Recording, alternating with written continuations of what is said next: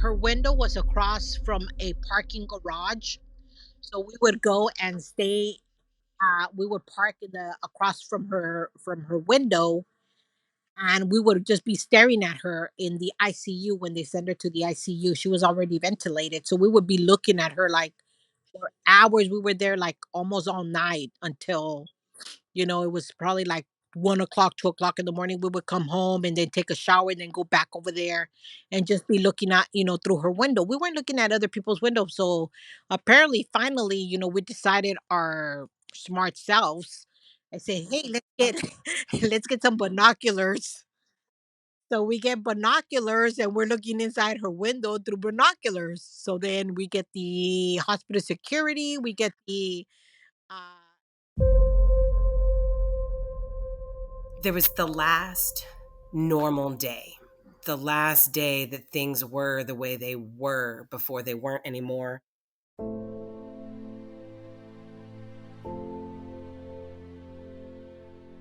We kind of all rushed out of the house and said a quick goodbye. And, little did I know that would be the last time I hugged my mom. He yells and tells me he's getting ready to go. He said, I'm okay. Just stay here. I'll be home in a few hours. We tell him bye and he leaves. And that was the last time we ever saw him.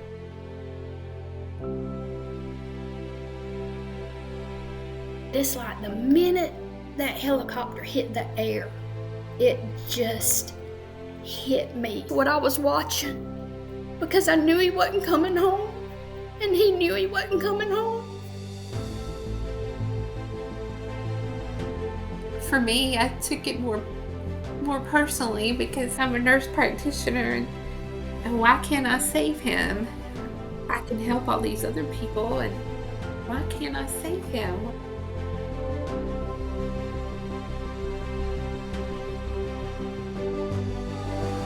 They're telling us that it was time, we needed to make a decision, we need to go ahead and just take him off the ventilator. And I was like, how do we know?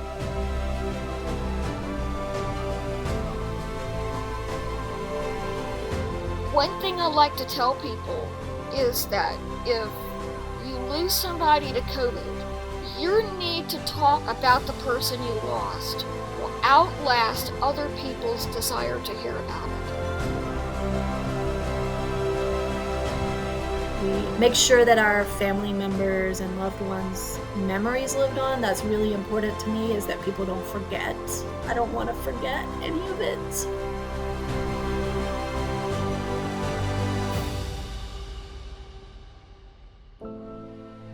So talk about them. Talk about them till people are sick of hearing about them. Because as long as you're still talking about them, they're never far away. And the last thing that my mom said is, she said, when you get to heaven, we will look for each other.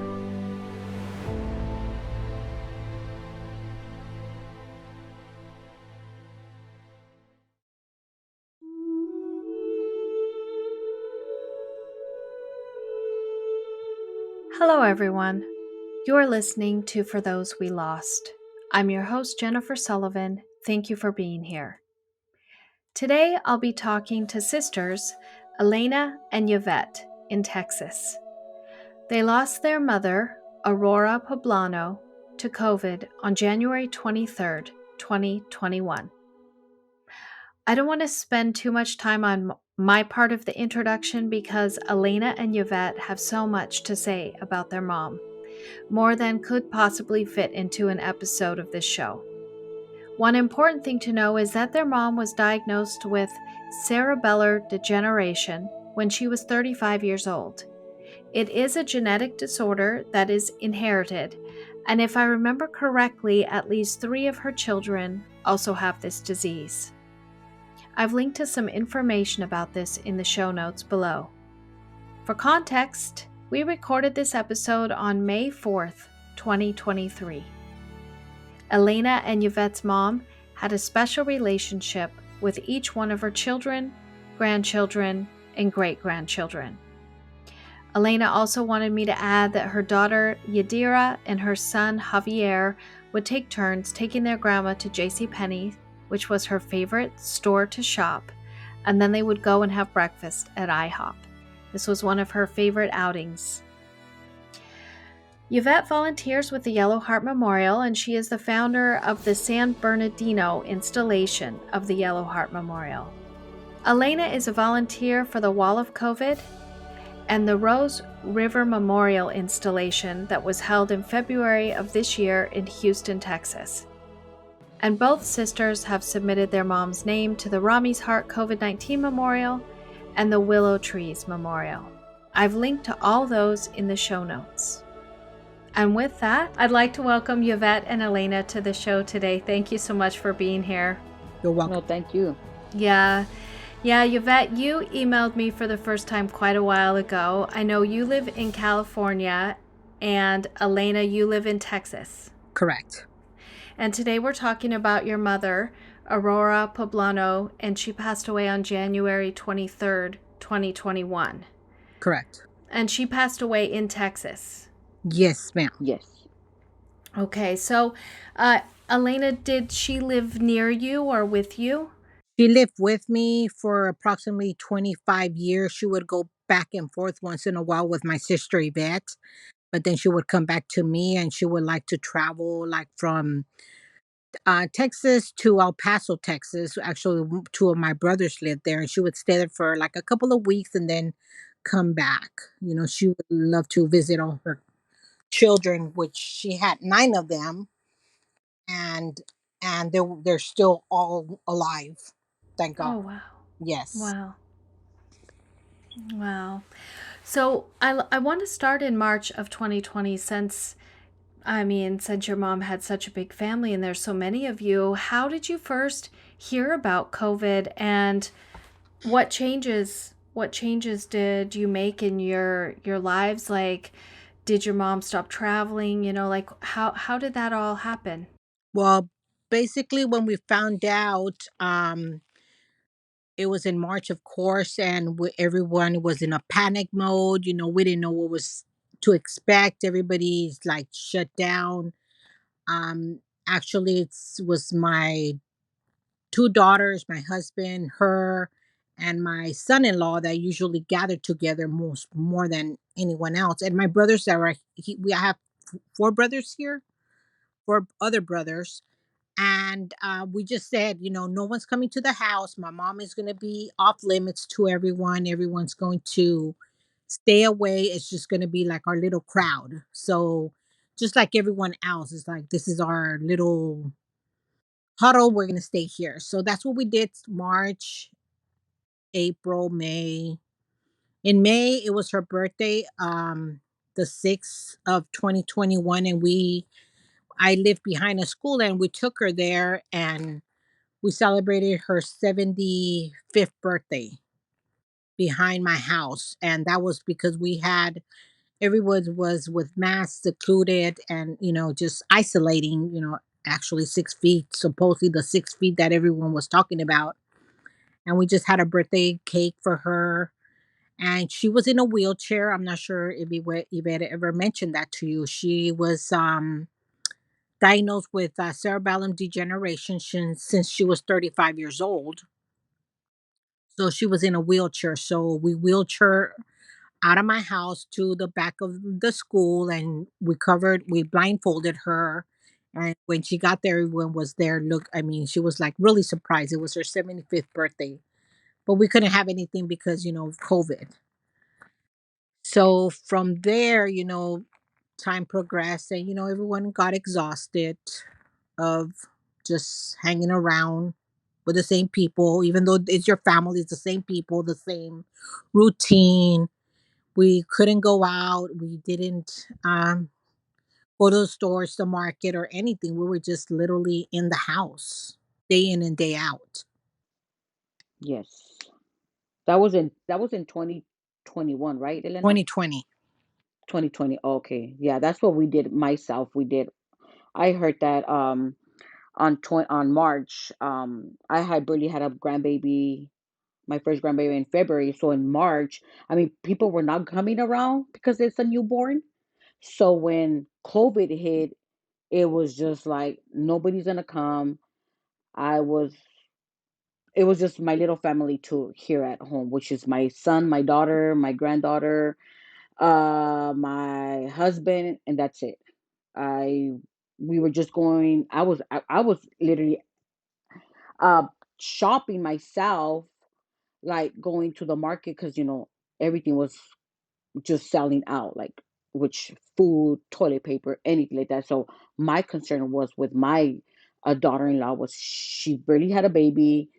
We needed her, to get food, and it was just so difficult to get anything. It was super overwhelming for everyone because no one expected or knew what was happening or what was Mm-mm. going to happen. Everyone thought the war was ending, basically. Yeah. Yeah. Yes. It was Well, a bad feeling. yeah, and knowing that your mom had an illness, like had a, I tried to write it down. Can you say it one more time? Called cerebellum degeneration. So knowing that she had that and was in a wheelchair, you all had to be very concerned for her. Yes, I'm we were. super concerned for my mom, my sister, my older sister. Two of my brothers have it, and two of my brothers in El Paso have it. It's an illness, a disease that is it's hereditary. So it's basically other people could her family members could have it, which they do. Four of her kids do have it. And yes, I was very concerned for her. But she was really strong. She wasn't scared. She didn't show like she was scared. She never has been that kind of person. She was always been a very strong person because Mhm. since she was small, um, she lost her mom when she was probably like 3 to 5 years old. I Yes. hear different ages, and she was raised by her maternal grandmother. And then she met my dad when she was probably like 17 because she used to live in Juarez, Mexico, like next to El Paso. Hmm. So my dad was from El Paso, so she used to go and clean houses.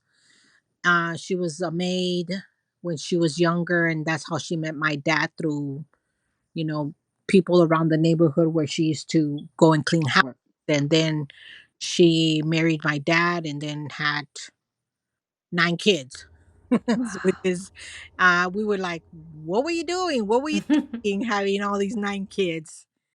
Yvette is actually a twin and that was her seventh and eighth child.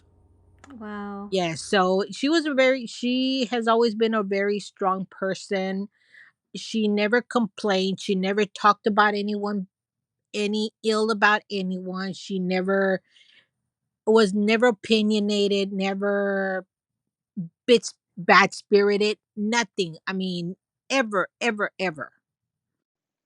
It's just Like not even when she was not even like herself. Like if she was sick sick. No, or if something hurt her, like she would never complain, and we would like no. right away. I think we kind of noticed like when she would be sick or have a headache because the way she wouldn't want to eat or she would just be like sitting down because my mom, even though my mom was had that illness, my mom was a very strong person, like uh from walking to trying to do something for herself, she would do it. When Yvette says walking, she couldn't really walk. I mean, but you could hold her and she could make do take steps. But then she would be able to get up from her wheelchair and help you wash dishes, Watch this. just eat like standing without moving anywhere.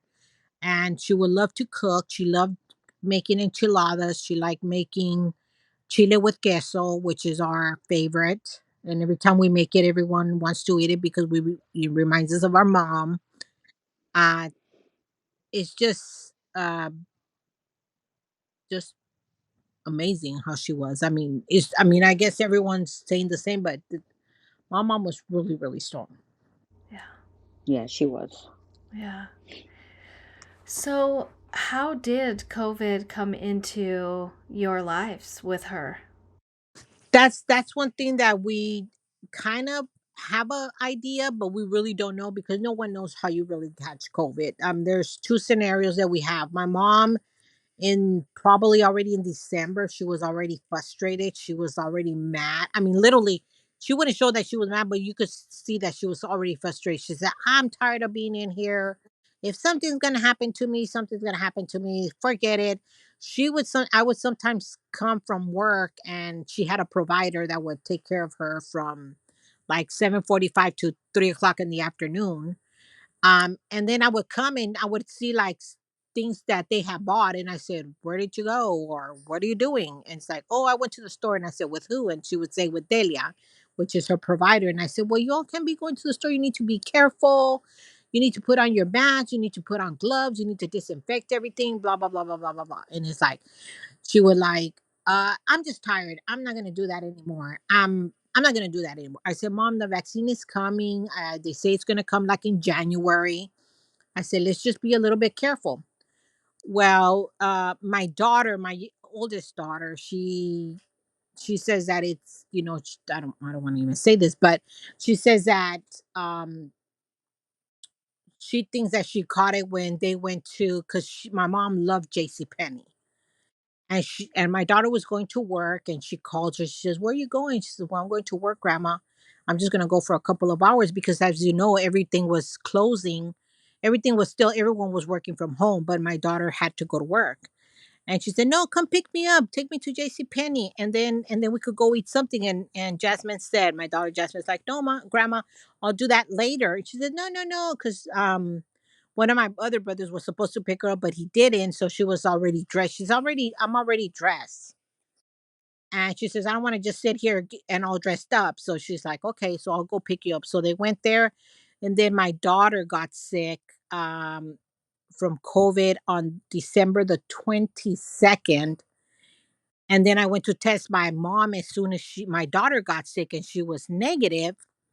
But like on the 28th, then she became positive. So my oldest daughter says, "I shouldn't have taken her out and I shouldn't have done this and we shouldn't have done that." I said, "No." I say, "You know what? We didn't know in between that and that your grandma was still um still going out with her provider, and we had taken her to the mall ourselves too, and she wanted to get her ears pierced." And I said, "Mom, we don't have to do that today. We could do it later." And she said, "No, no, no. I want to pierce my ears because I haven't had them pierced in a long time." So I said, "Okay," but that I took her with a shield and I didn't let her touch anything. We would do disinfecting, and I said, "Okay." So they pierced her ears. She was super happy, and then we just home. And then like a couple of days later she was sick, and she didn't tell me she was feeling sick. On the December the 24th 2021, we usually make tamales for Christmas.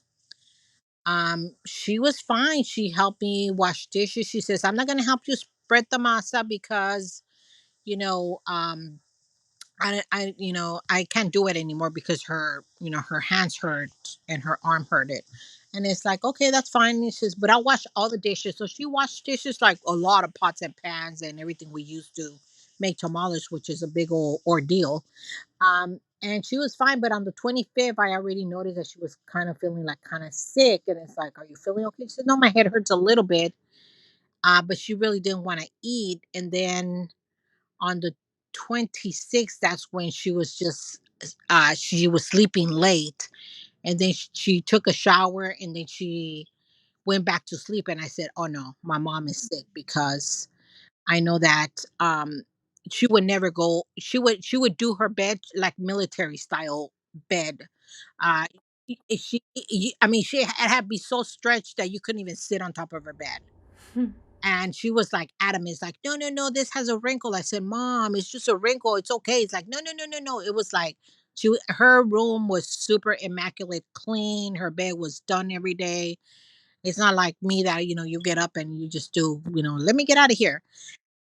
So she was feeling sick, and I said, "You're feeling sick?" She says, "Yeah, but I'll be okay. Just give me some Tylenols," because her head was hurting. And I gave her a tea and brought her some food and water and everything. And then on the 28th, that's when I, because everything was closed for doctor and everything. So I took her to the emergency room on the 28th, and that's when they said that she was positive for COVID.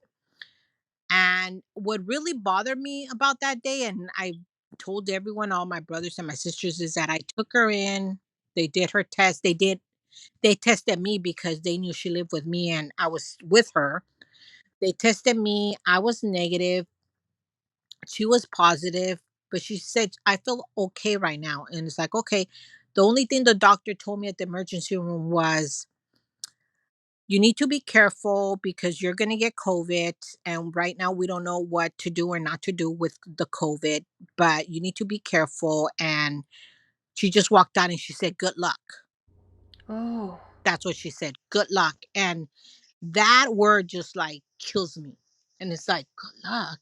So then I just, grabbed my mom, put her in her wheelchair, and I took her to the car, and then I text all my brothers and my sisters. I said, my mom has COVID. I said, I'm gonna take her home.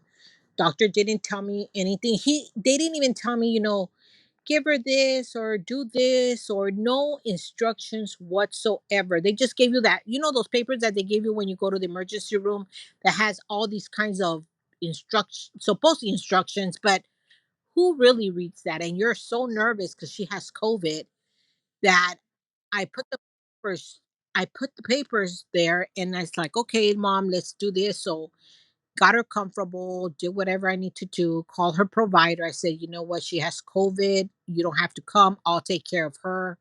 She said, no, I'm gonna go. She said, I'm just gonna buy everything I need to take care of her. And I said, okay. So me and her took care of her. Um After that, on December the 3rd, I took her to the emergency room again. And I told him, I said, she's coughing, she's coughing and she coughs a lot. And I said, I give her something. Did not give me, that was 23rd, 20.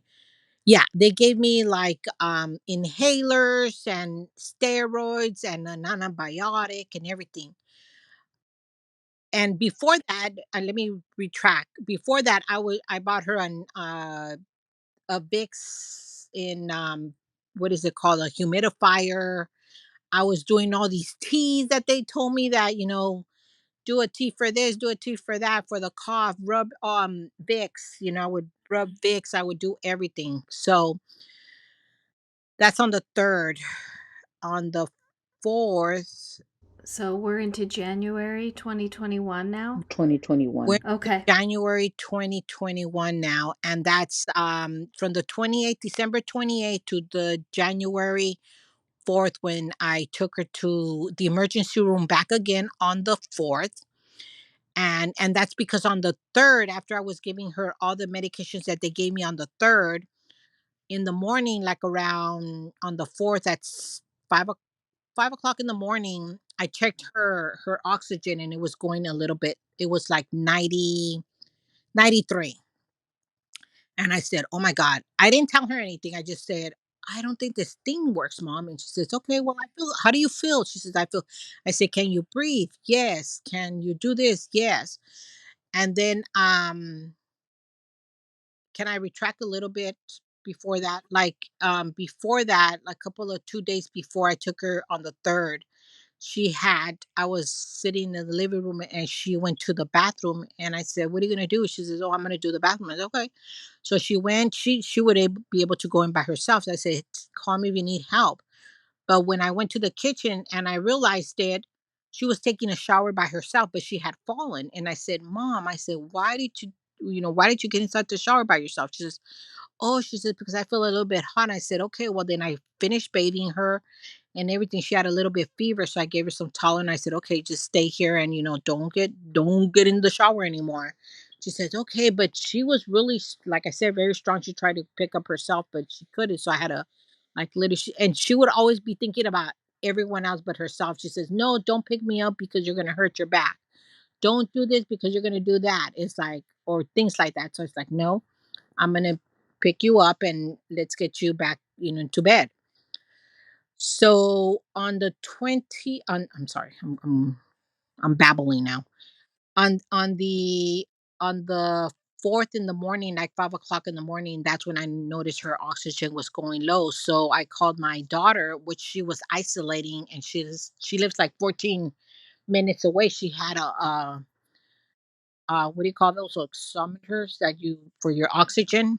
And I said, "Hey, Jasmine," I said, "can you ask Jose, her husband, to please bring me the one that she had at home?" I said, "Because your grandma's oxygen is going a little bit low." And that day on the 4th was when Jasmine was supposed to get off isolation. And she said, "You want me to take it to you?" And I said, "No, you still stay in your house, and I'll meet Jose like probably like 5 minutes away on the freeway, and he could just give it to me, and then I'll come back home." And so that's what we did. It was like 6 o'clock in the morning. Came and her oxygen was kind of low. It was probably like 90. And I said, "Okay, no, I have to take her in." But I still kept on asking her, "Mom, can you breathe?" She says, "Yes, I could breathe. I'm fine." I said, "Do you feel lightheaded?" "No, I feel fine." Okay. But they scare you so much that you're like, "Okay, I have to take her in. I have to take her in." So in my mind right now is like, should I have taken her in if she could, if she was able to breathe? Or in my mind, I'm still could have, should have, and would have situation with me. So then finally, I told her I have to take you to the hospital again. She says, "Why? I feel okay." And it's like, "Because your oxygen is low and I'm concerned about that." I said, "They're just going to check you and that's it." So I took her at 7 o'clock in the morning, and then they checked her oxygen, and now it's going like 89, 88. So it's going lower and lower. The doctor told me, we have to take it to the hospital, but our local hospital was full of people. And I said, "Well, where can I take her?" She says, "Well, let me find out." And I really don't like my local hospital. I mean, I know I've been here forever, but I just don't like my local hospital. So we had someone, an acquaintance that knew a pulmonologist over there in Katy, Texas, or it's considered the city of Katy, but it's in Houston. So word got around that we needed to take her to the hospital. So she called me. She says, "My doctor says if you admit her to our hospital, then he could see her there." And I said, "Okay, I'm on my way." So I drove all the way over there, which is 45 minutes away from my house. I drove all the way over there with her. And at that time, my youngest brother, Javier, was already at the emergency room outside. And my daughter was already outside waiting for me, which I didn't know they were there. And they're the ones that got to see her when I took her. And she just waved at my brother, because my brother she told my brother, "Don't get close to her," because she was sick. She didn't want him to get sick. So I put her in my car, and my daughter went with me. I told Jasmine, she says, "I'm gonna go with you. I already had COVID. I don't care if I get COVID. I'm gonna go with you." So we drove over there, and what I think we should have done, and it's just slowed down. I know everyone was in a panic and everything, but if we would have just slowed down, and I was talking to her when I was going to it, I said, "Mom, I'm gonna take you. You're gonna be in there. I'm gonna be outside. I'm not gonna leave the hospital. I don't care what they tell me. I'm gonna be outside. They're not gonna let me in." And just because she was more Spanish speaking, she understood everything in English, and she could tell you a little bit words in English, but not much. So I said, "If they need anything, you tell them to call me." I said, "I'm going to be outside and they're going to have my number." She said, "Okay." And I said, "Don't panic. Just do everything they tell you to do." I said, "I will be outside waiting for you."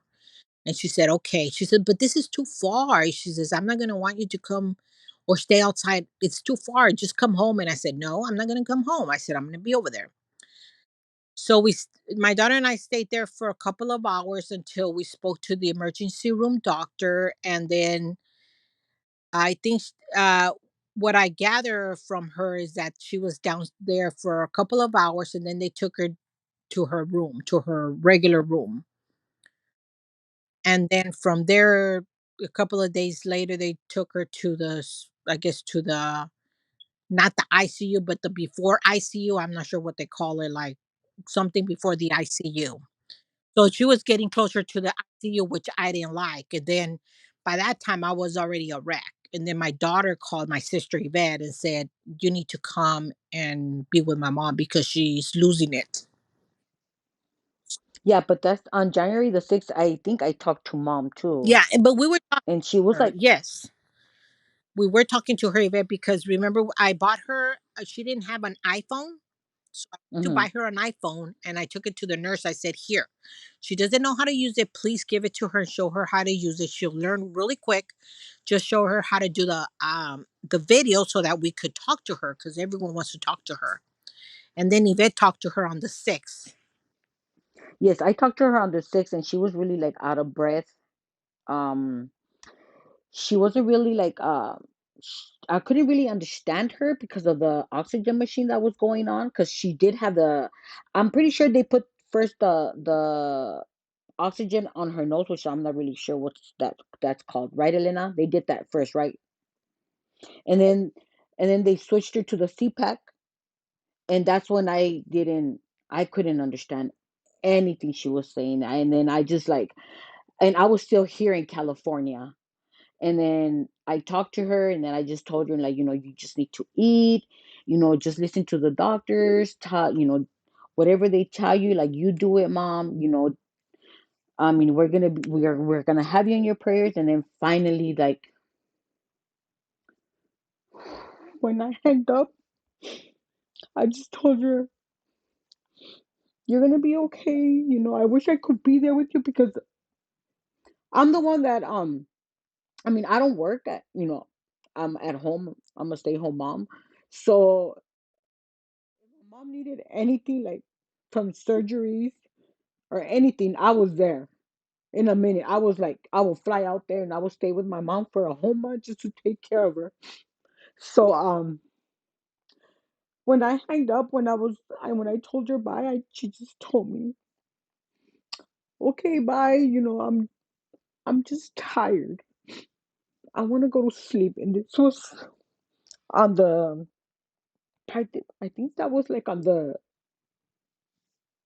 7th. I'm not sure if it was the 7th or the 10th of January. And my niece texted me on the 10th, actually, probably like around probably 9 o'clock my time. So it's like 11 o'clock Houston time. And then she just texts me and she's all like, hey, Tia, like, I don't know if you know what's going on. I know mom has all you guys, my tios and my tias, on a text message. She goes, but I really need somebody to come out here because mom's not taking it. Right, just meaning my sister, Elena. And then I said, don't worry about it. I'm talking to your tio already. I said, I'm gonna get a flight out like right away. And I couldn't get a flight that on the 10th, but on the 11th, got a ticket. I flew out to Houston on the 11th. And I got to Houston like around, say, like around 3 something, Elena, 4 in the afternoon. And then we we got in the car and we went straight to the hospital, which we already knew they were not going to let us go in. But my niece and my sister Lena had did a picture poster with all of us, with all her kids, her grandkids, her great grandkids. And we just dropped it off on Lena because she wasn't eating anymore, right? No. She wasn't eating when I got there on the 11th. She wasn't eating anymore. They had put a tube, feeding tube in, and we dropped off the poster, and we went to go eat, and then we went straight to the house, right, Elena? And getting to my sister's house, my niece is parking, and my sister Elena gets a FaceTime, and it's my mom. And my sister, I couldn't really see her because my sister had the phone, like, just my mom talking to her. And all I hear is just like so much anxiety, so much stress, and my mom, just her voice, like, you couldn't really understand her, but you could kind of hear what she's saying. And then my sister's telling her, what did you tell her, Lena? I don't remember what you told her. I think you were telling her like, do you want me to pray? And then my mom's telling her no, like she's shaking her head like no.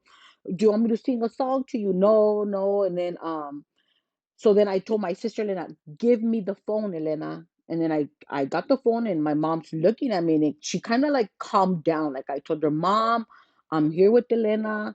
Don't worry about Elena. Like, don't worry about anything. Like, you need to relax. You need to like let the machine breathe for you. Like, I know you don't like it. And then she kind of calmed down, Helena. Like she could like I think she's when she seen me, she said like the way I see it or I seen her was like she calmed down saying like, okay, Elena's not by herself.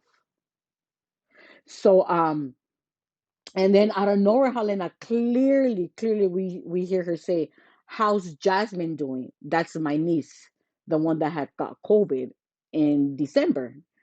And where we gave the phone to my niece and we told her like she's doing good, like look at her. And they're talking, my niece, she's a joker, she makes everybody laugh.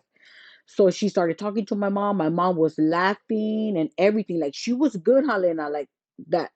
And then finally, when they were gonna hang up, we told the nurse, like, have you guys bathed her? Because my mom was like my sister said, my mom is like she's those ladies that she likes to take a shower every day.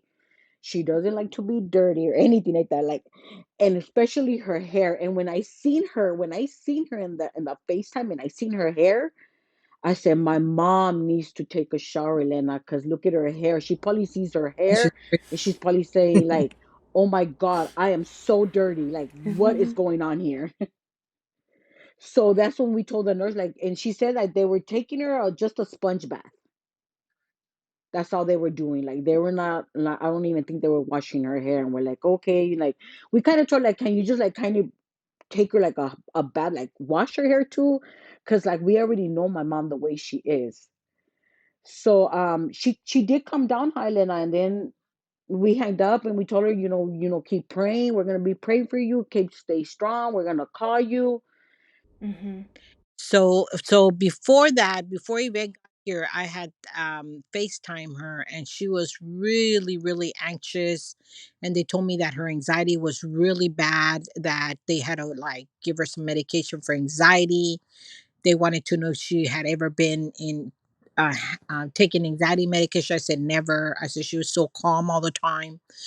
But when I talked to her through FaceTime, she was like screaming, and I was telling her, it's like, what's going on, Mom? I said, you need to calm down. And the same thing, I would always pray with her, and we would pray and pray and pray.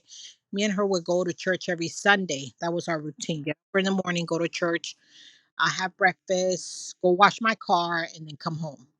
So I prayed with her, and I would pray and pray and pray and sing songs with her, the songs that she loved.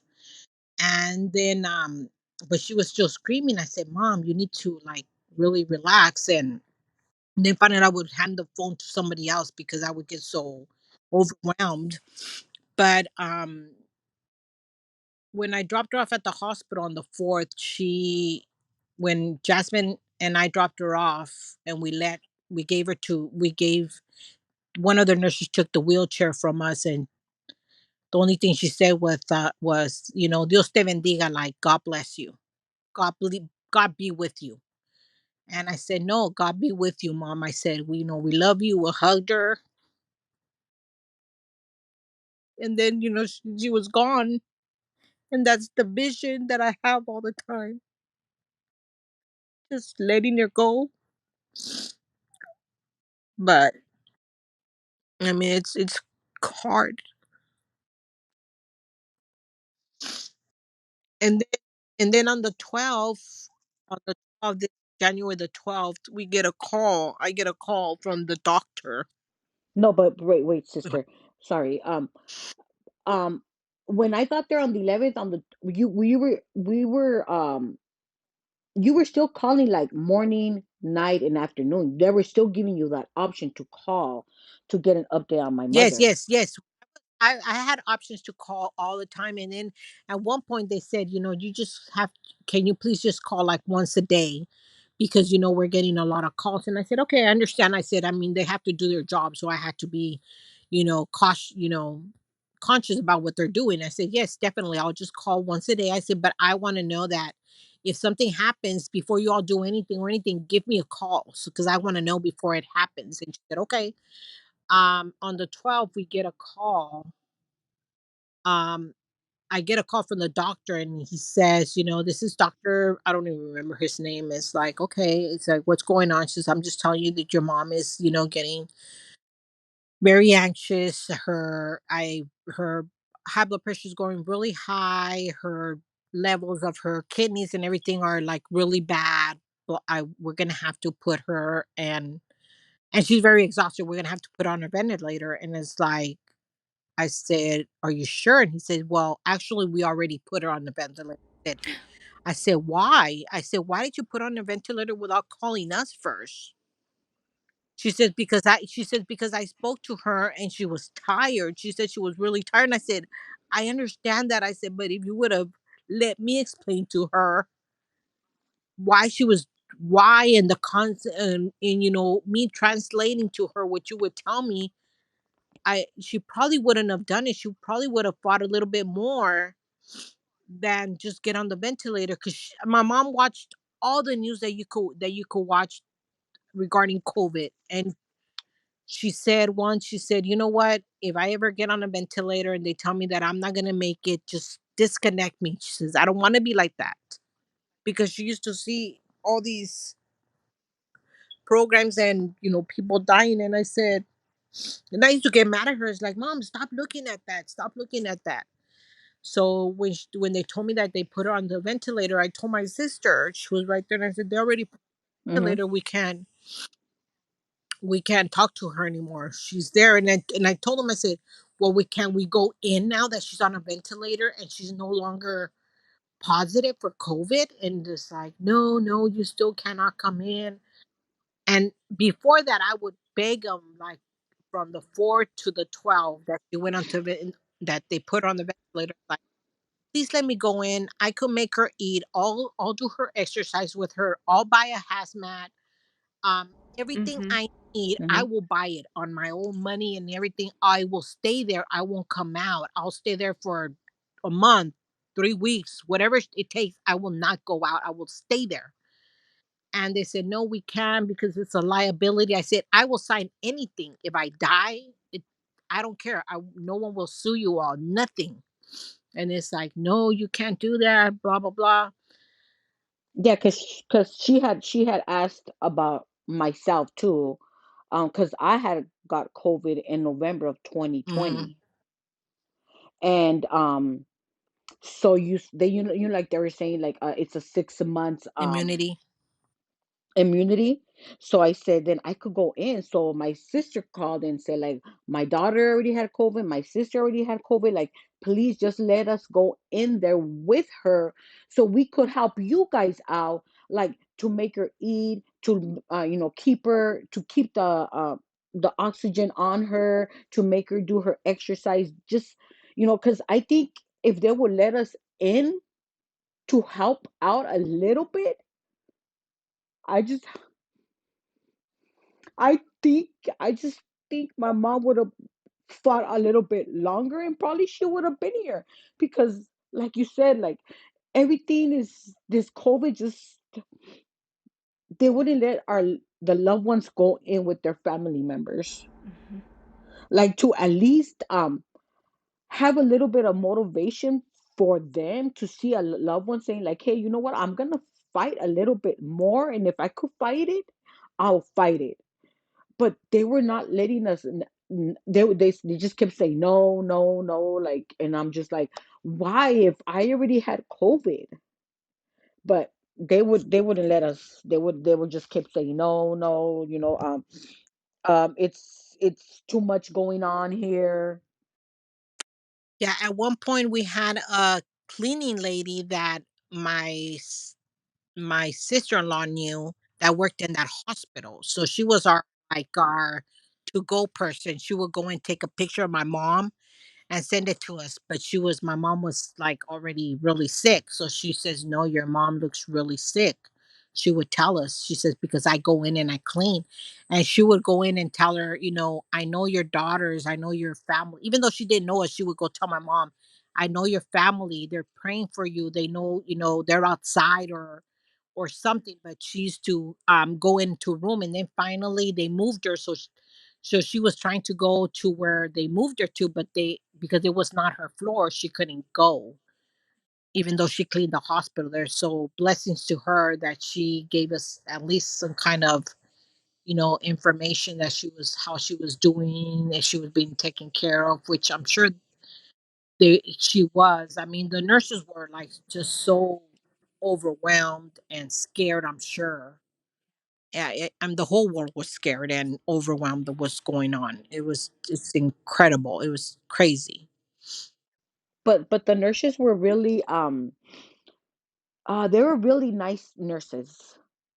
They never gave us attitude when my sister would call, because she was the one um that was keeping us up with information and all that, and they never gave her like attitude. They never like they gave her all the information. My sister would ask like if how's she doing, like how's her pressure, like they were like the nicest nurses ever. The only thing that just really just triggers me, and I still don't understand, and I don't think I will ever understand, is like, why did the doctor wouldn't call us and tell us about the ventilator? That's the thing that I just don't understand. Like, how can you, even though, I mean, I'm pretty sure like in the paperwork about her disease, um at least have that consideration and say, like, you know what, we need to talk to your family members. But no, they didn't. They just went to go and talk to her, and the doctor told us, like, I'm a Spanish doctor, I speak Spanish, and I spoke to her and I explained to her everything. And the only thing my mom told him that she was already tired, but they never gave us that option to like for us to decide, or at least to talk to her, at least let all her kids talk to her for the last time. They didn't give us that option. Yeah. Yeah, they took that away from you. Yes, yes, they did. And Jennifer, we would stay. She was across the her window was across from a parking garage. So we would go and stay.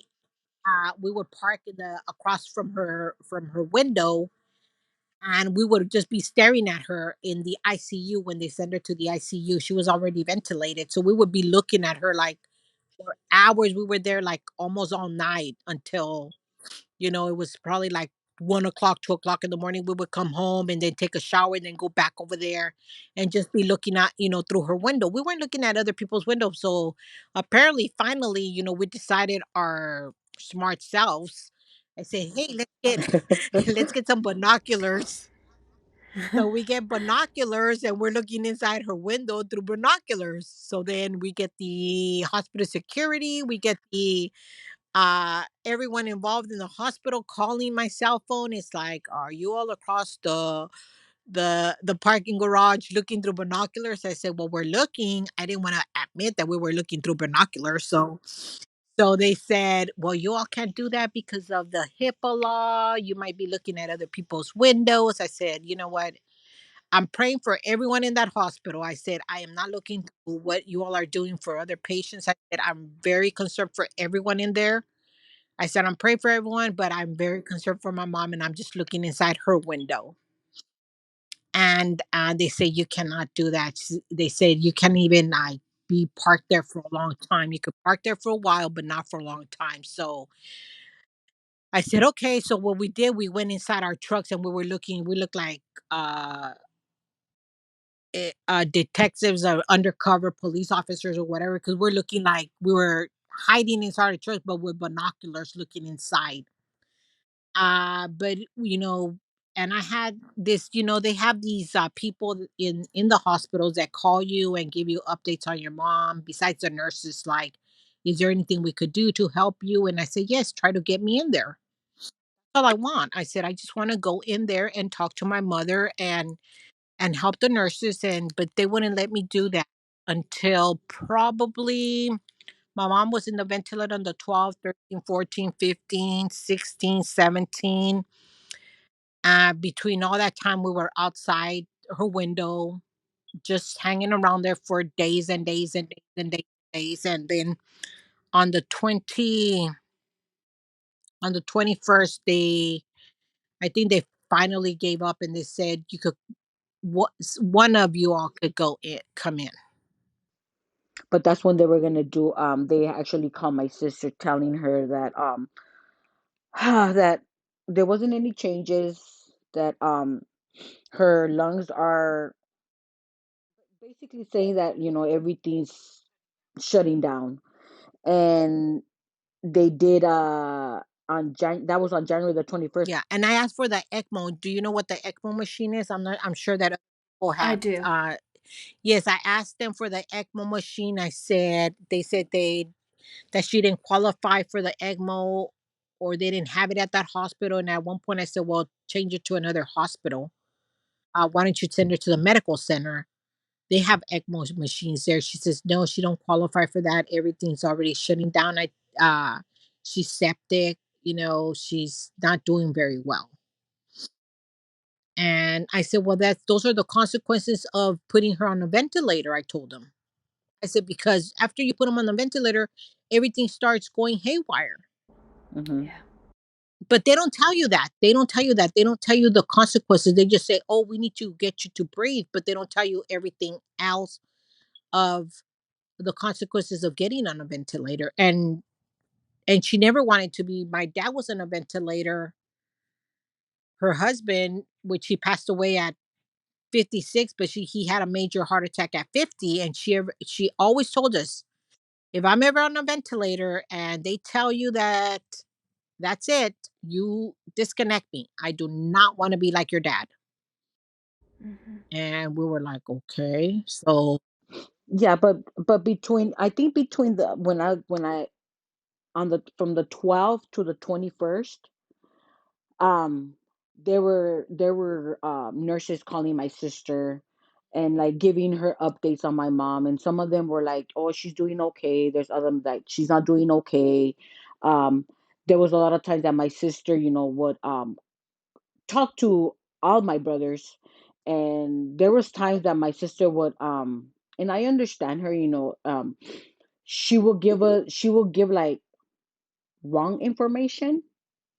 And then me and my niece, which is my niece Jasmine, my sister's daughter, we would look at each other and we were just like, no, Elena, the doctor didn't say that. The doctor said this. No, but my sister Elena will be like, no, but he said. I'm like, no, he didn't, sister. Like, mom's not doing okay. So I'm thinking just like my sister Elena was just like trying to have a little bit of hope, but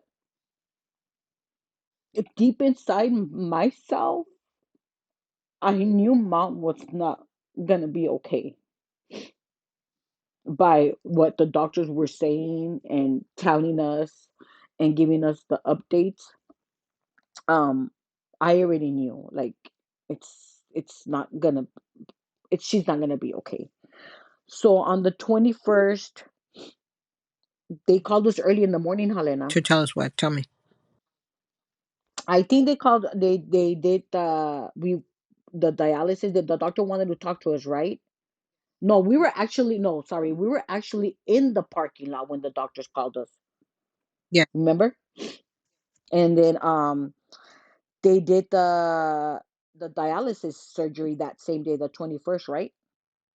And they said that it was going to be kind of painful, but they were going to put something to numb her.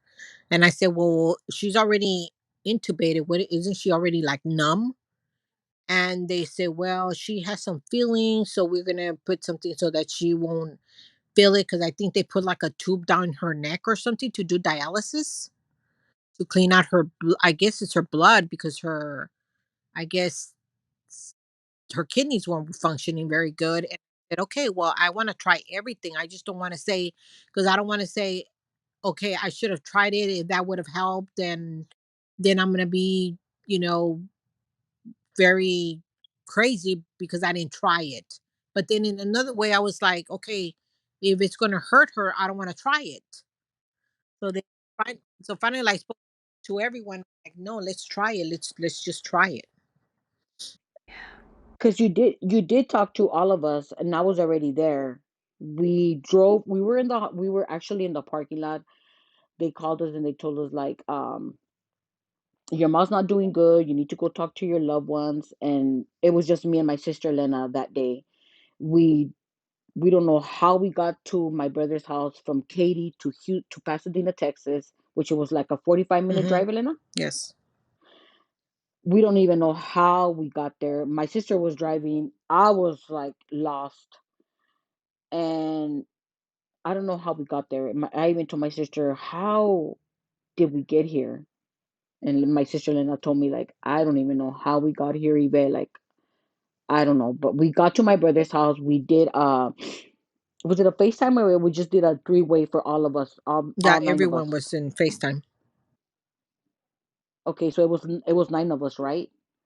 And that's when Elena, explained to all my brothers and my sister, uh, what the doctor had told us about the dialysis, about what was it? Her dialysis. Her What else, Elena? kidneys, her high blood pressure, um, all that. Her Her heart. heart. They even gave her a heart medication, right? Yes. And that's when everybody just decided. I mean, all my siblings have uh just told my sister because they wanted us to sign the DNR, right, Yes. Elena? They did, and my brothers were like, "Well, mom didn't want to be like the way she is right now," and my sister just decided. My sister Elena decided like, "I'm gonna sign the DNR, but first I'm gonna do the dialysis." Hmm. Yeah. And when we said, "Okay, I mean, if that's what we have to do, like, we're gonna do it." Like, it's like my sister Elena said, like, she wants to do everything possible to see if that's gonna help my mom. Yeah.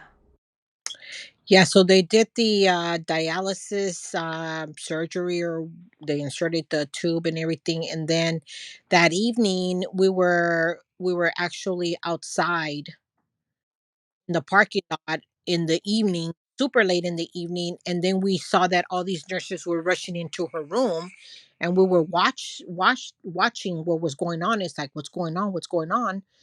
And then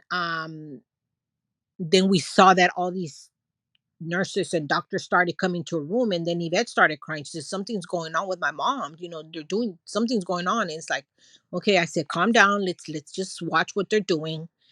And they were trying to, or they put her on her stomach. They put on her stomach. I guess her oxygen was really, really bad, and they put on her stomach. And uh that was one of the questions I asked one of the nurses when I did go in there. I said, why didn't you all put her on her stomach since the beginning? Like, when everybody was saying that you could, put them on their stomach and they could breathe a little bit better and their lungs were, why didn't you all do that? And it's like, well, I mean, no one could really give you an answer of what didn't do or why didn't they do it. Um, Because they did let my sister go in there to see my mom, which is yeah, that was on the 22nd. They let me in after begging them. They said that just one of us could go in. So Yvette said, you go in. So I went in, and I was there for what, 30 minutes, Yvette? I think more like probably like 45 minutes Yeah. there with her. In there with her, I talked to her. I told her what was going on. Like, if I was talking to her and this, and she was there, I hold her hand. I gave her some water, because when I walked in, her tongue was like dry, like a dry grape. And I told the nurse, I said, why is her tongue so dry? She says, oh, because her mouth is open and she has a tube on. I said, well, can you just like at least moisten it, put some moisture on it? And she did. And I mean, and she put a little bit, but not a lot. So I just kept on putting a little bit more. She said, "Well, you can't put a lot of it because she's intubated." And I said, "Okay, I understand." So then I put a little bit more, and I massage her legs and her arms and her hand. I said, "Mom," I said, "we're here. We've been here. We've been across the street.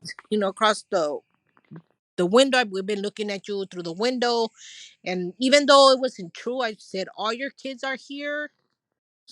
Um, I said she loved our first nephew Johnny. We call him Little Johnny, and I said, "Little Johnny even came. Come on, you need to get up." And she wouldn't really do anything, like no movement. I could see her eyes moving a little bit, but like I don't really know if they do hear you or not. Mm-hmm. So we were like, okay. So I She did. You did FaceTime yeah, me and Jasmine, which we were across the in the parking parking lot. So lot. I said, "Here, I'm right here with my mom. Talk to her, just like if we're talking to her." So we were talking to her and everything, and then finally the nurse said, "Okay, you're gonna have to leave." So then that was on the 22nd, and then on the 20 Well, wait, on the 22nd when you came out, like when she came out of the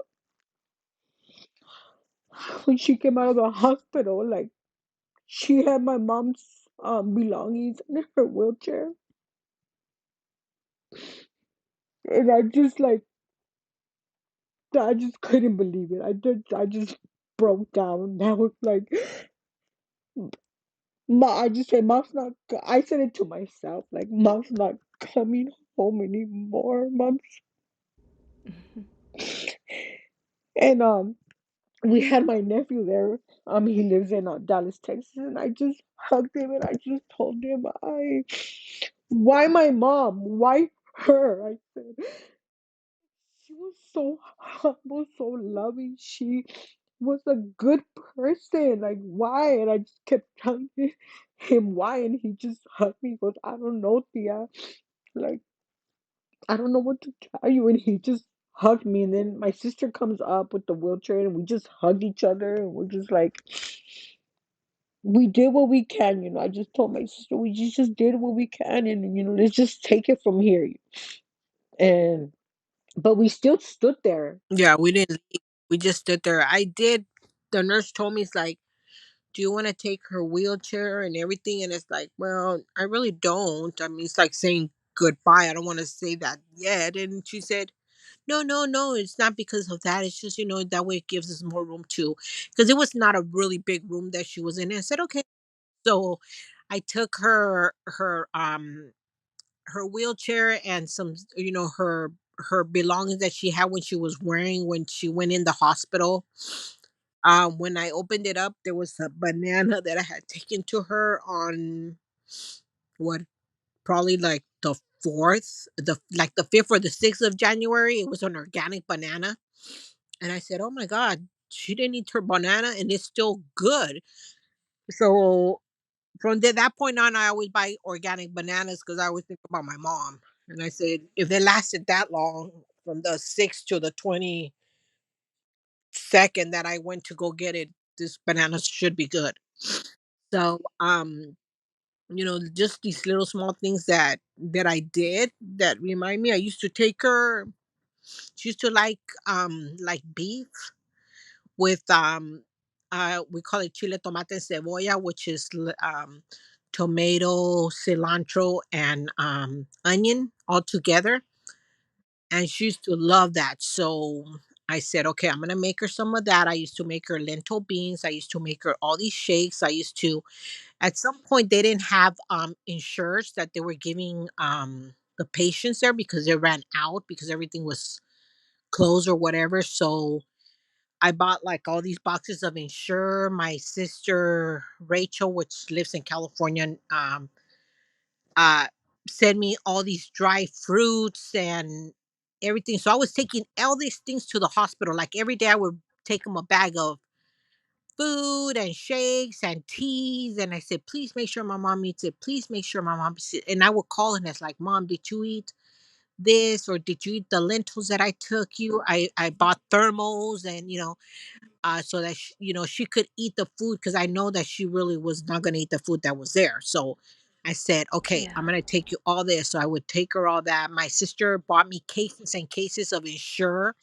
She sent them through Amazon. I had like, I'm not like, probably like 8, 9 cases of Ensure. So I donated it to the hospital after my mom passed away. I said, here, give it to someone that's going to need it in there. And I'm sure that, because when my mom passed away, there were still people dying from COVID. I mean, and there's still people dying from COVID at this time now. So that was the 22nd. On the 23rd, No, on the 22nd, no, on the 22nd, like they in the they afternoon, that's when called, they called you and they yes, that they told were you. going to remove her from the ventilator, and they wanted to know the sooner the better because she was not doing well. And we had Like they actually wanted us to go that 20, they wanted us to go like in the, probably like even at in the night. They wanted us just to go, and my sister's like, no, we're not gonna go right now. Like, you need to give us time, to process everything that we were going through, so and also, even, excuse me, we were waiting for my oldest brother Johnny, his family that was driving from El Paso over here.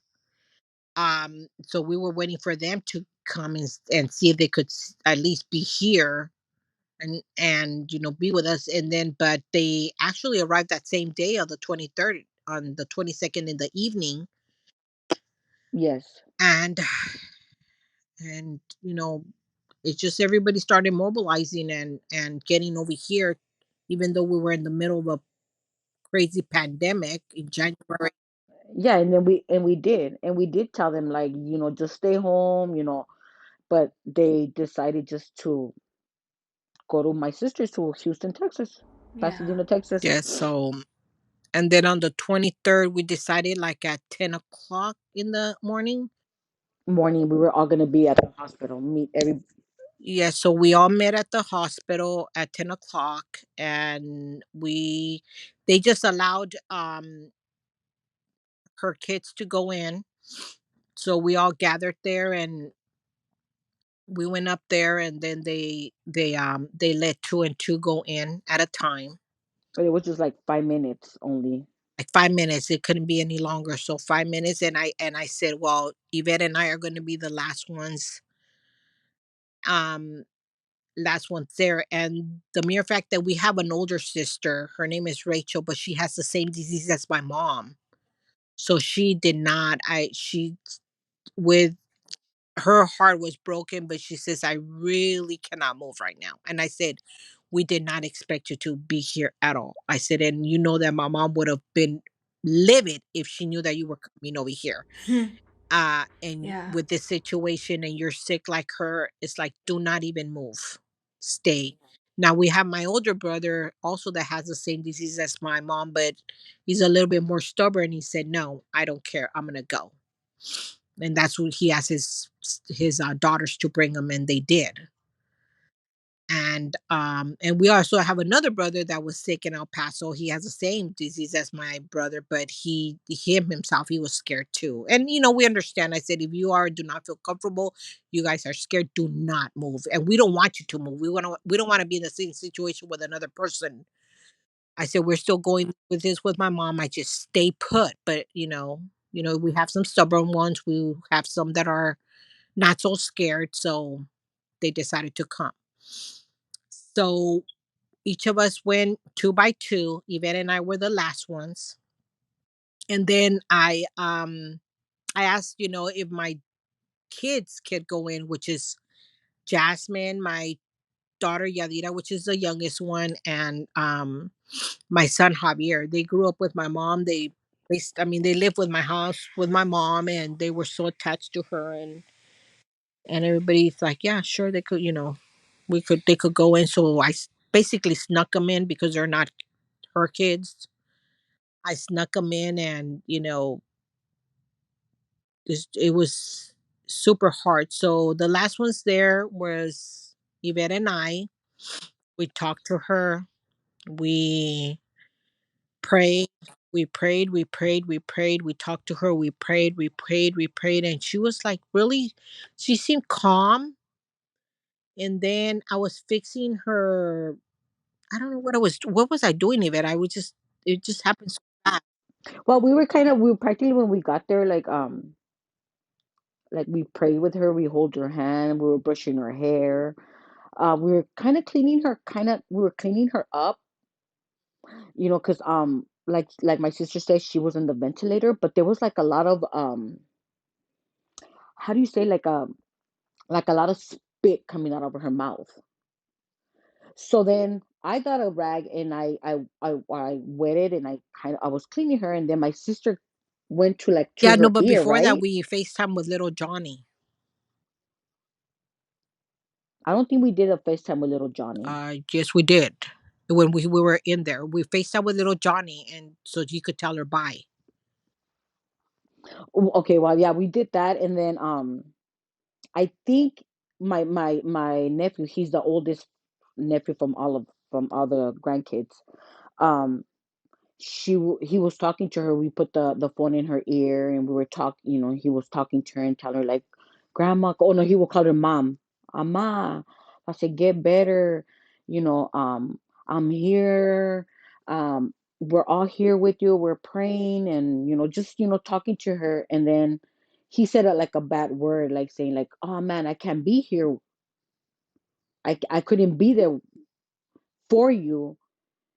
And we heard like a breath, Helena, like a like a huh.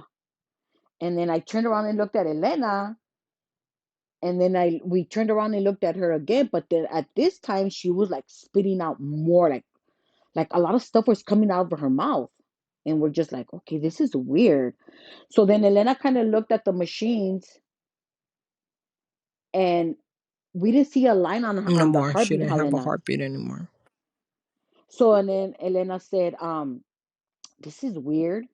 And like probably like seconds when that happened, the nurse comes in, Alena, and she had three syringes in her hand, and those syringes were for I guess for the pain and like to keep her comfortable when they were gonna take out the ventilator, the ventilator hose. Um, and my sister told the nurse like something's going on, like the machines are not working or something. Because it hasn't been working for like seconds. And the nurse like, oh, somebody moved her heartbeat, which from her ear. Mm. So the nurse, I so we're thinking like probably when one of our brothers or even ourselves kind of moved it. So the nurse moved it once, she moved it twice, and then the third time she said, oh no, your mom passed away already. Mm. So this was at 11, what was it, 11? 11 11:20, something? or something. By the time the nurse came, it was 11:50. No, my mom passed away I think my mom passed away at 11:15 when my nephew told her, Mom, I'm gonna be okay. I'm gonna be fine. And when we heard that breath, like, like, uh-huh, that was at 11:15. But the nurse told us she passed away at like at 11:32. but that's when they come in and they monitor and they say, yeah, she passed away. But that's not passed away because we know when she passed away because we were there. So she passed away, and then it just happened so quick. So I mean, and I told Yvette, I said, you know what, my mom went on her terms. She said, they're not gonna take me off this ventilator. I'm gonna die before they do it because as we were there, there's this nurse or this doctor came in and started removing the hose. Oh my god, that thing is terrible looking. I said, where does this thing go inside your mouth and your body? It's a terrible. I don't even know why they did it when we were there because it's kind of like traumatic to see. Mm. And I was like, And my daughter says, you know what? My grandma didn't want to be euthanized because that's what they wanted to do, euthanize her with all those medications. By the time they put all those medications in, she was probably already been dead. They were just going to remove everything and act like, but all those medications that they put on her, she said before they inject her, before they remove everything, is so that she could be maybe already dead. Mhm. So that's my daughter Jasmine. She's kind of dramatic, but that's the way she thinks all the time. It's like, yeah, they were going to euthanize her. That's the way I see it too. When I seen the nurse coming with those three syringes. All these syringes, and it's like, what's that for? So it's been very hard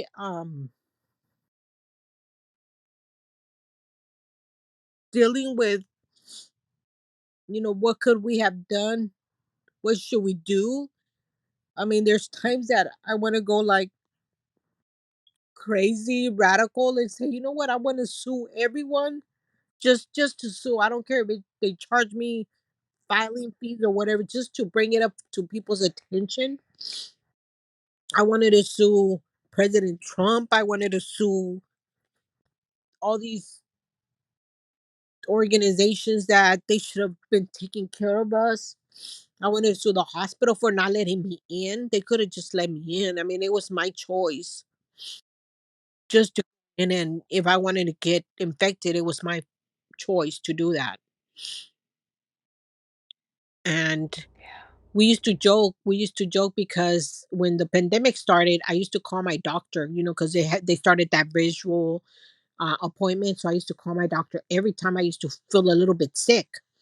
And then I started calling him even for my mom, because he even got me an appointment for my mom, not being her doctor, got me an appointment to get one of a test because we were all feeling kind of sick and we were all negative, which was good.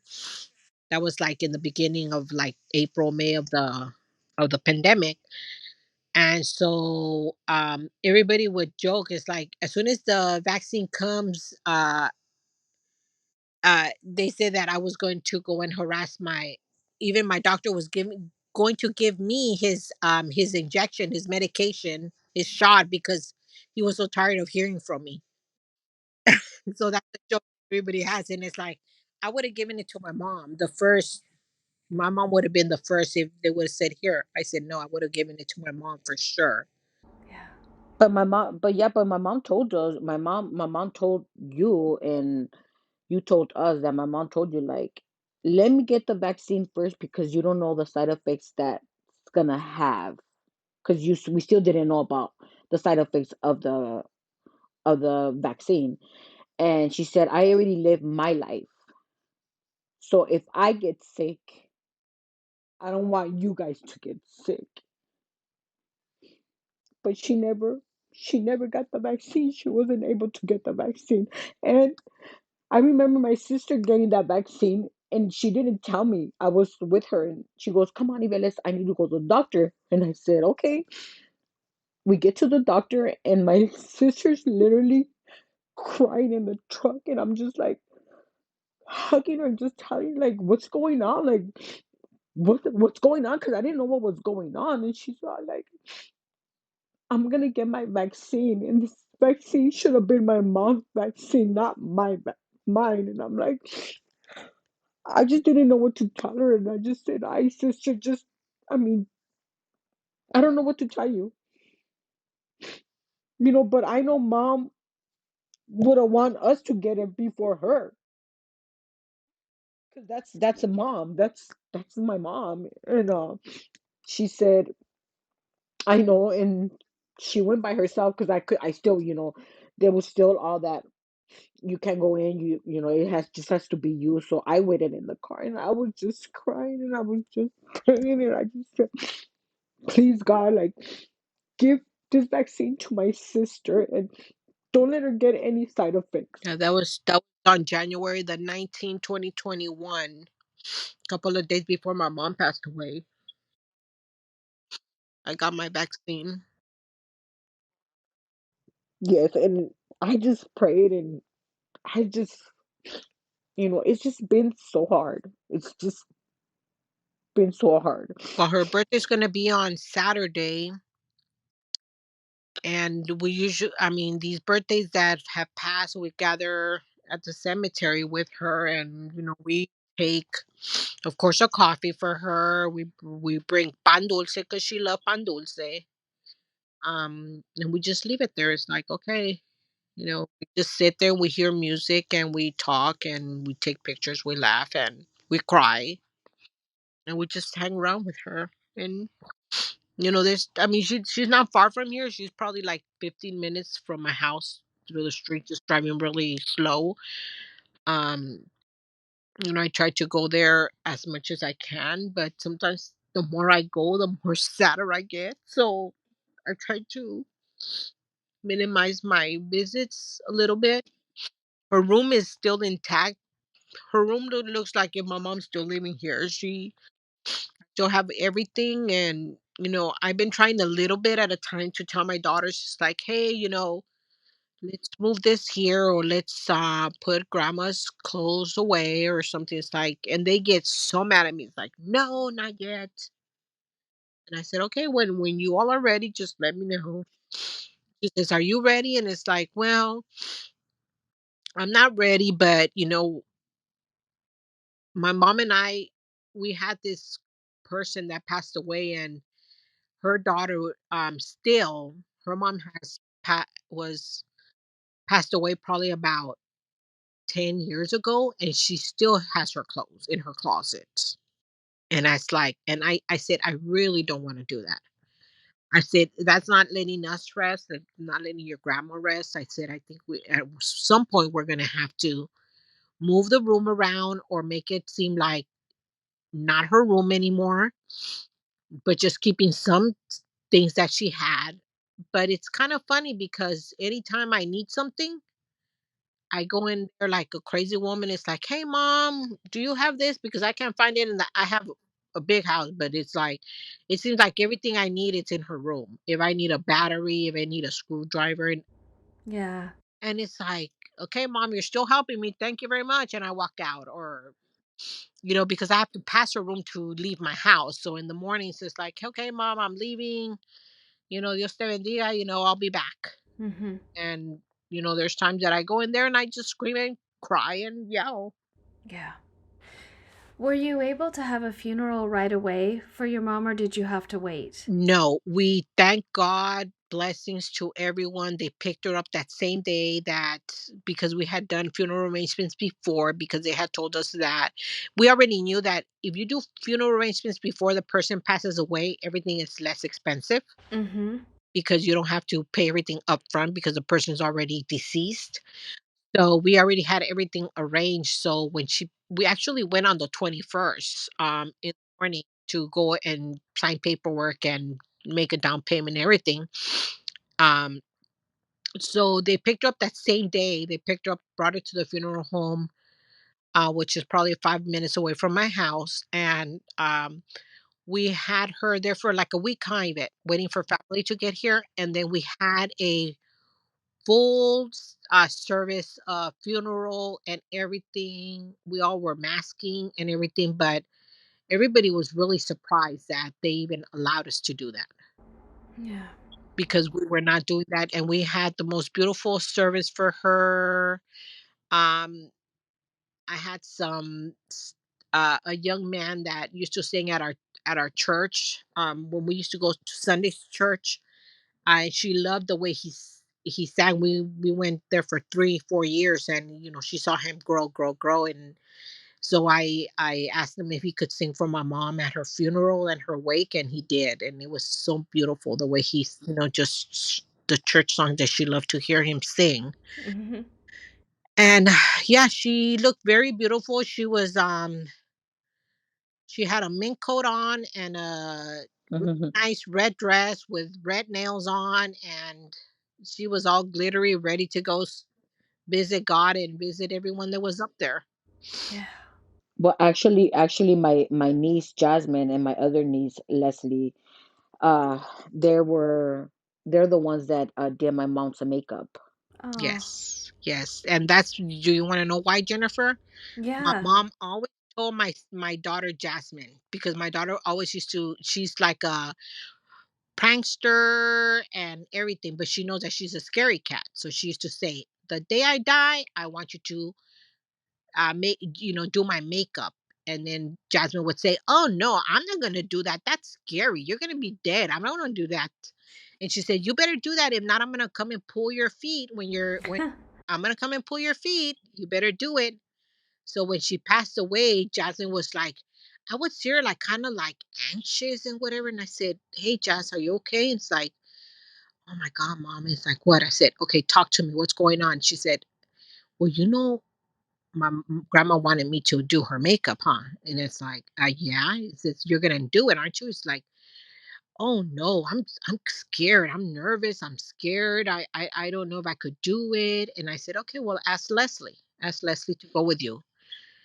And she said Leslie likes, she likes to put on makeup and everything. She does all her crazy makeup stuff. And then she's like, okay, so both of them went and they did her makeup. The people at the funeral home loved it so much. They said, "Oh, you all professional, makeup people that, do it for deceased people?" And she said, "No, no, no, this is my grandma." And it's like, okay. And, with their nervousness or whatever, she said that when they were doing her makeup, the lights were flickering. Oh. They was just flickering and flickering and flickering, and they were just like, "What's going on?" And then Jasmine, and she, like I said, she's a scary cat. She was like, "Grandma, please don't do this to us right now." And Leslie was, "Jasmine, don't say that." It's like, well, don't you see the lights flickering and flickering? And they went out there and says, "Hey, are y'all having some kind of issues with the lights?" Like, "No, no, we're fine." And so they went back. It's like, okay, it's grandma. Yeah. And so Yes. they came, as soon as they came back, they came to tell us, just like, "You know what, grandma was there with us." She said, I don't know if I hope she liked her makeup. So, we get humor out of it a little bit. Like, we have to have some kind of humor. You think things that we remember, but it's very heartbreaking, and I'm sure it's like that for everyone that has lost a loved one. But losing someone to COVID so unexpectedly, that's what I think it's hurting people more.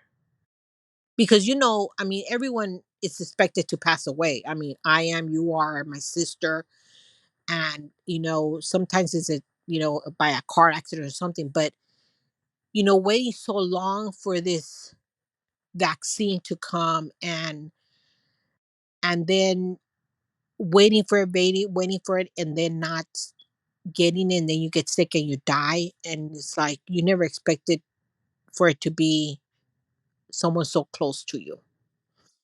And that's what I think all of us are like, oh, it's just heartbreaking. One thing is that my mom has brought us more together, all of us. We communicate more than we used to before. All of us, we would always talk and everything, like once in a while here, because we're so far apart, I mean, so far away, not apart, away. But now, we have a text message group with all the brothers and the sisters and the nephews and the nieces, and we get together and we try to plan more trips with each other than before. Let's just enjoy life while we're here, because as we all know, life is just unexpectedly could be taken from us without just a blink of an eye. So, Yeah. and I think my mom would love, and I think that's, I guess, my comfort, that I know that we are all together and enjoying each other's companies, and you know doing whatever she loved, because she loved family. That was her life, her heart. Yeah. It was her life and her heart. And I know that that's keeping her in our memories, and keeping her and honoring her by that. Yeah. Yeah.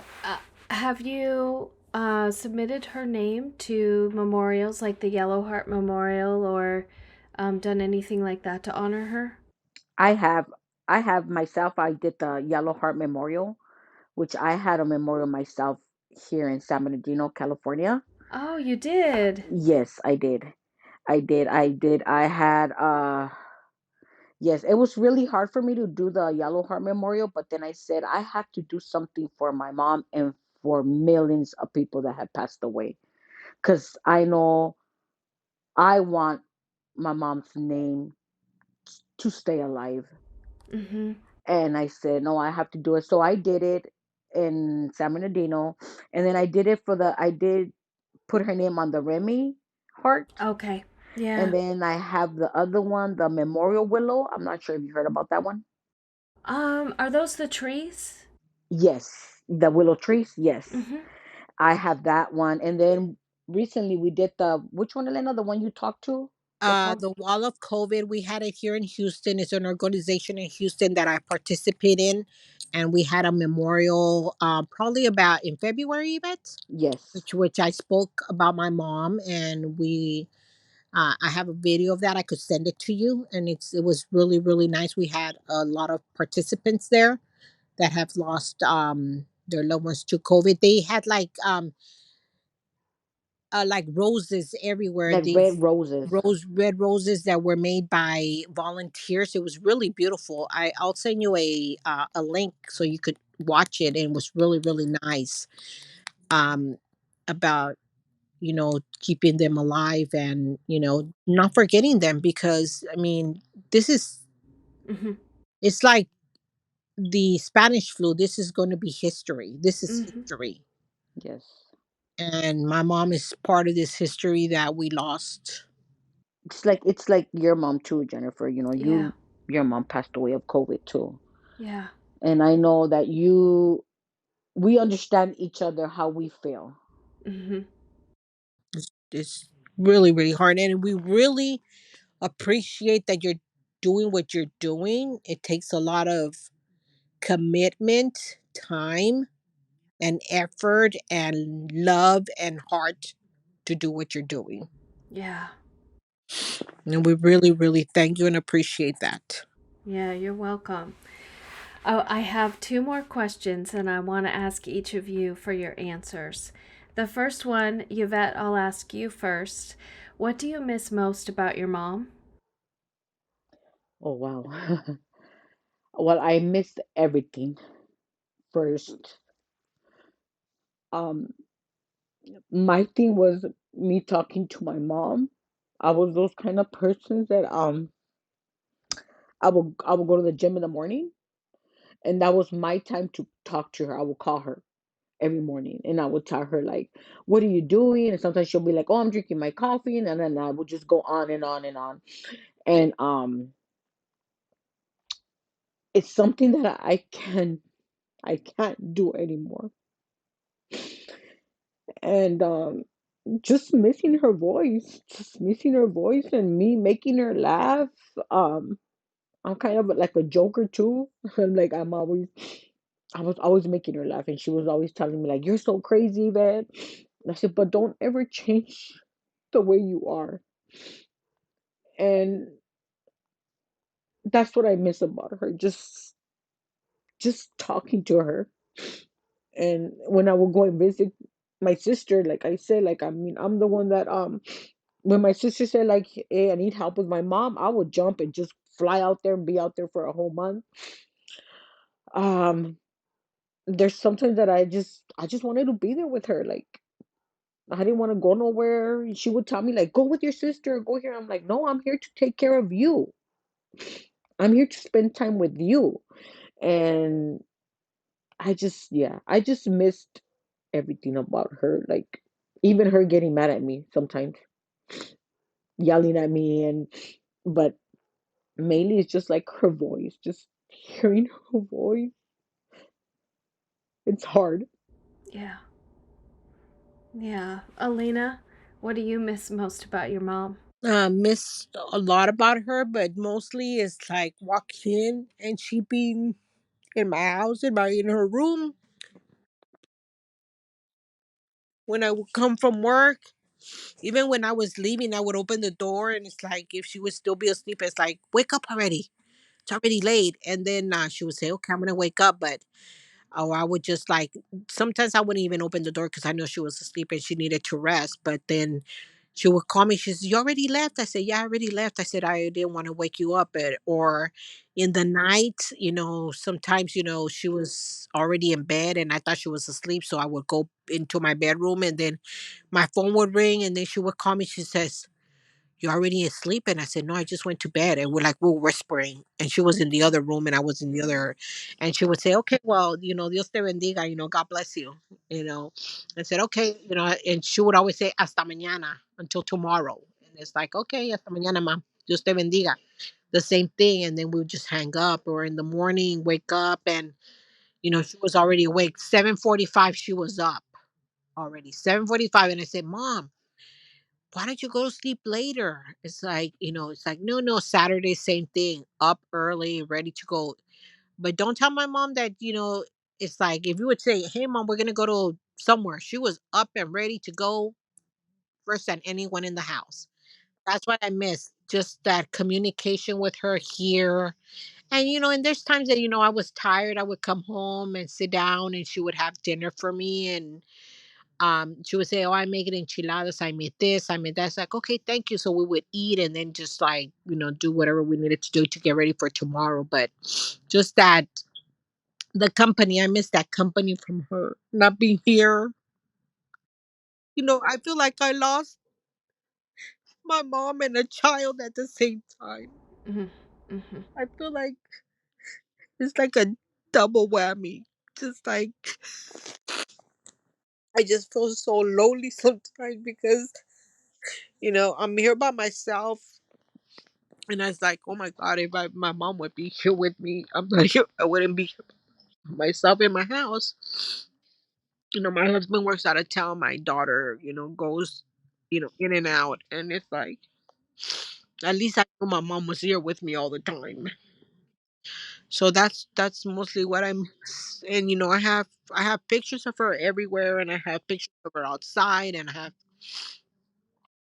pictures everywhere, which I go around the house talking to her like if I'm crazy. But I just tell her, one day I'll be over there with you. Don't just wait for me. Yeah. Just wait for me. Yeah. So, switching gears a little for my last question, Elena, what do you say to people who tell you that COVID isn't real? Do you really want to hear that, or you're gonna bleep bleep bleep bleep? Go. Because oh my God, I just think those people are just ignorant, stupid people that they have not got hit by the COVID.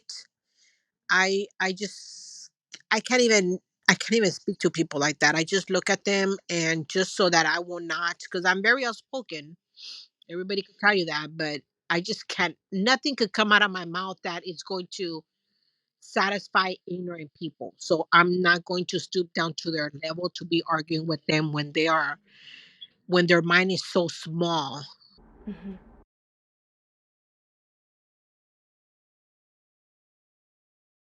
Mhm. I just can't understand people like that.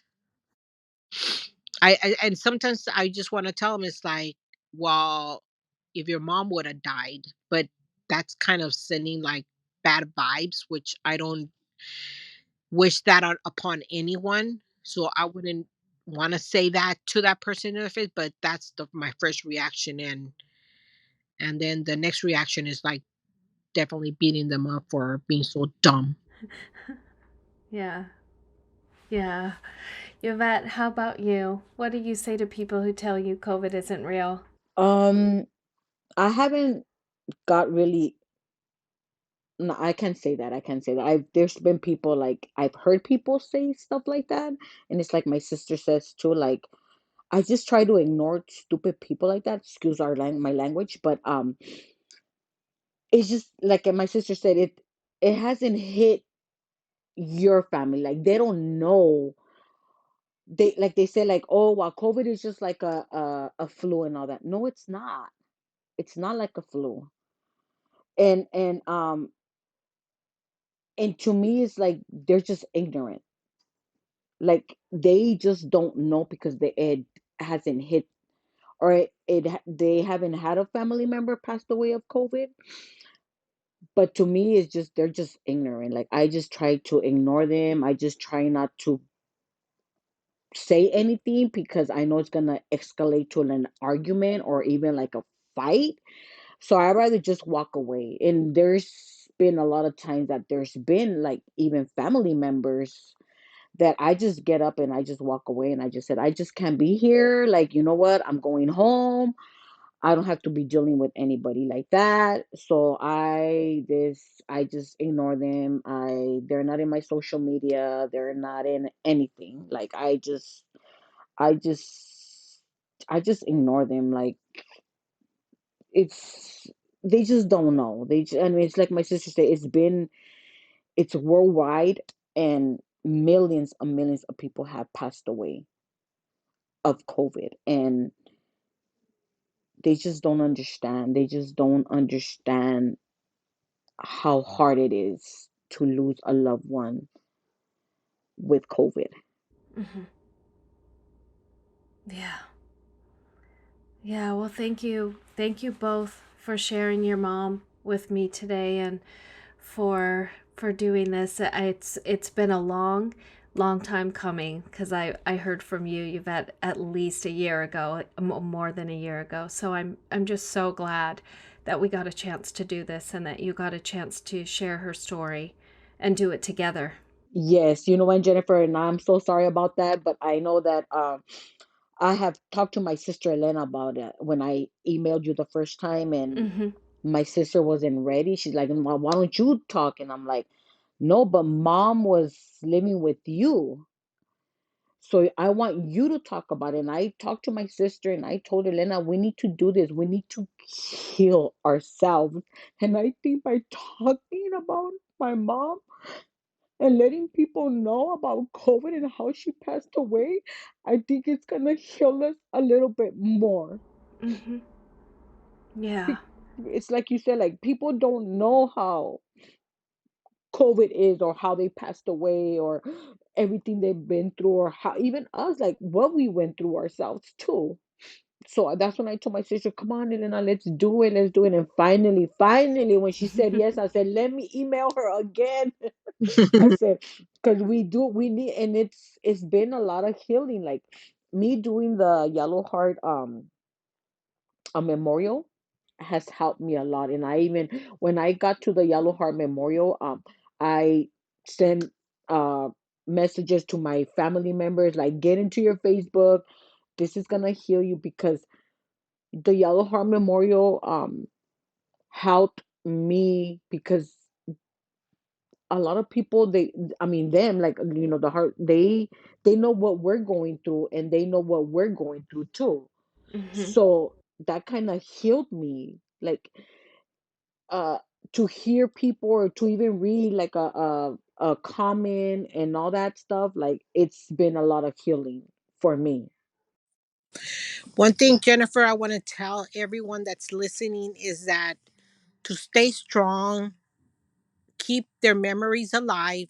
Don't let anyone tell you otherwise of what you should be feeling, or you should stop mourning, or just take time and breathe and acknowledge what's going on around you. And if you feel like crying that day, you cry. If you don't, you don't. If I'm not saying that you have to think about your loved ones every day, which I do, but there's people that if you stop thinking about them one day, it's okay. It's okay.